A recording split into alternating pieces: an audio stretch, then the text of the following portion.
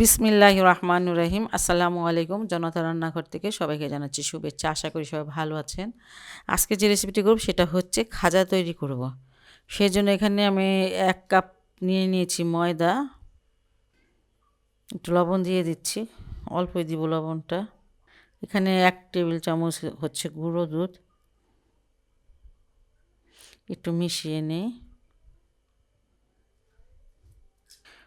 ১/৪ cup তেল দিয়ে দিচ্ছি।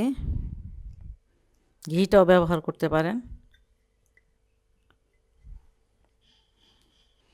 খুব ভালো করে ময়দার সাথে এই তেলটাকে মাখিয়ে নিতে হবে। আর তেলটা একটু বেশি দিলে অনেক এত মজা হয়। একদম তেলটা খুব ভালো করে মাখিয়ে নিয়েছি। আর দেখেন এটা একদম ঝুরঝুরে হয়েছে। আর মোটটা করলে এই যে একদম দলাটা পাকিয়ে যায়। আর এরকম করে যদি আপনার তেলটা দিয়ে ভালো করে মাখিয়ে নেন তাহলে খাজাগুলো খুব খাস্তা হবে। পানি দিব, অল্প অল্প করে পানি মিশাবো। এখানে অল্প একটু পানি দিলাম, তেমন একটা পানি লাগে না। এই যে ময়দাটাকে মুছে নিয়েছি, একটু ভেঙে দেখিয়ে দিই। দেখেন এই যে এমন হবে, এমন একটা ডো হবে। আর এখন এটা কিছুক্ষণ রেস্টে রেখে দিব আমি। শিরাটা বানিয়ে নিব। এখানে ১ কাপ চিনি দিয়ে দিলাম আর দিয়ে দিলাম আধা কাপ পানি।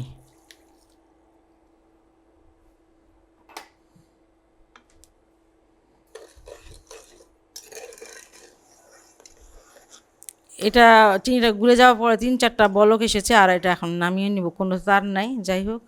এই তো এটা হয়ে গেছে, এমনই হবে। এই যে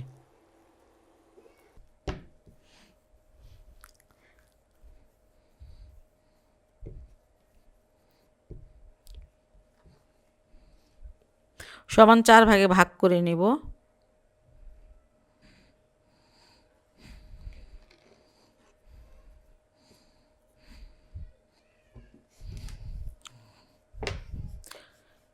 একটু শুকনা ময়দা নিয়ে নিলাম।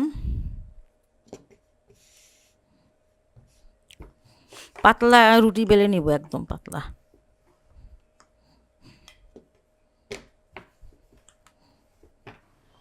একদম পাতলা করে রুটিগুলো বেলতে হবে। এই যেমন দেখেন, এই যেমন হাত দেখা যাচ্ছে, এত পাতলা, যতটা পাতলা করা যায়।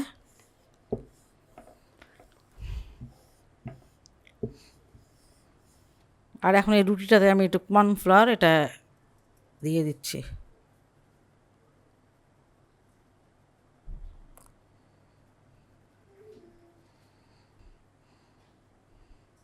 খুব টাইট টাইট করে এটাকে ফোল্ড করে নিব।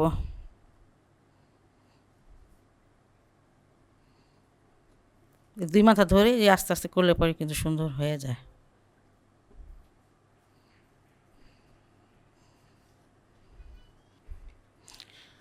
আরেকটা রুটি নিয়ে নিলাম। সেটাতে একটু কর্নফ্লাওয়ার ছিটিয়ে দিব।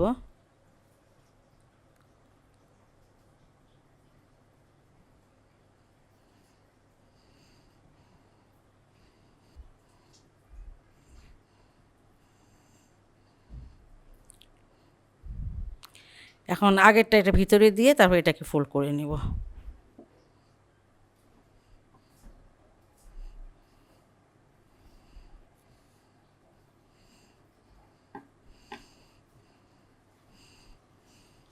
এই মুখটাকে খুব ভালো করে একটু করলে লেগে যায়।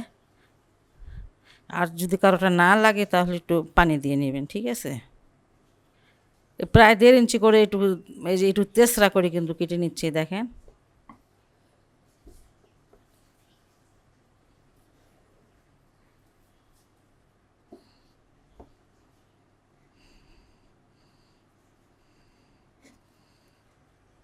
একটু হাত দিয়ে একটু প্রেস করে নেবেন, এই যে এইভাবে আঙুল দিয়ে। এই সাইডটাও। তারপরে এই যে একটা বেলুন দিয়ে এই যে সামনের দিকে দিবেন, সামনের দিকে এইভাবে দিবেন। এই দেখেন লেয়ারগুলো বের হয়ে যাচ্ছে। আবার এটা এমন করে দিবেন। এই যে লেয়ারগুলো দেখা যাচ্ছে এমন। খাজাগুলো ভাজতে চলে আসলাম।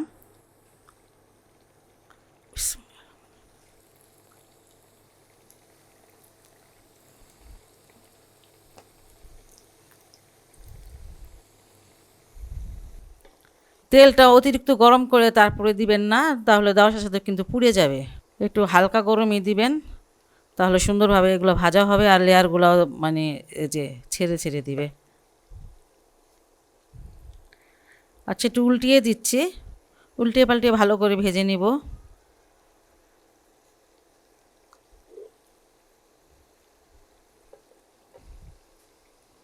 একটু হাতলটা ধরে আমি একটু একটু ঝাঁকিয়ে নিচ্ছি। উল্টিয়ে পাল্টিয়ে আমি এটা সুন্দর করে কালার করে ভেজে নিয়েছি, আর এখন এটা মানে আমি নামিয়ে নিব।